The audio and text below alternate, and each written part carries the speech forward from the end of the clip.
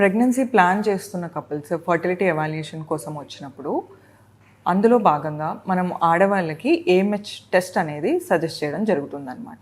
So మరి ఈ test ఎందుకు సజెస్ట్ చేస్తారో, దీనివల్ల ఏం తెలుస్తుంది అని మనం చూసినట్టయితే, మనకు ఏఎంహెచ్ టెస్ట్ ద్వారా ఓవేరియన్ రిజర్వ్ అంటే మన అండాశయాల్లో ఎగ్ నెంబర్స్ ఎలా ఉన్నాయి అని తెలుసుకోవడానికి ఛాన్స్ ఉంటుంది అనమాట.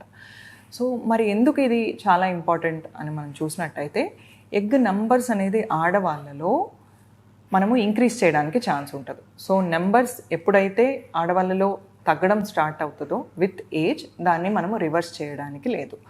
సో మనము ఏఎంహెచ్ టెస్ట్ ద్వారా ఈ తక్కువ ఎగ్ నెంబర్స్ని అర్లీ స్టేజ్లో క్యాచ్ చేయడానికి ఛాన్స్ ఉంటుంది. కాబట్టి ఏఎంహెచ్ టెస్ట్ అనేది మనకు ప్రెగ్నెన్సీ ప్లాన్ చేస్తున్న కపుల్స్లో తీసుకోవడం అనేది ఇంపార్టెంట్.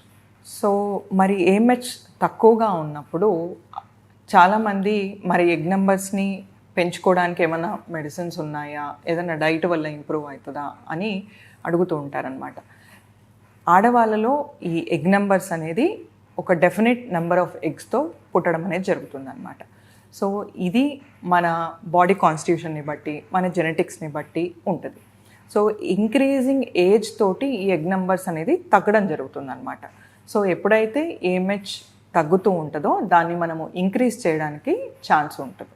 సో ఎప్పుడైతే ప్రెగ్నెన్సీ ప్లాన్ చేస్తున్నారో ఆడవాళ్ళలో మనకు 20 to 30 years మధ్యలో ప్లాన్ చేసినట్టయితే ఆ ఏజ్లో మనకు ఎగ్ నెంబర్స్ అనేవి బెటర్గా ఉండడానికి ఛాన్స్ ఉంటుంది.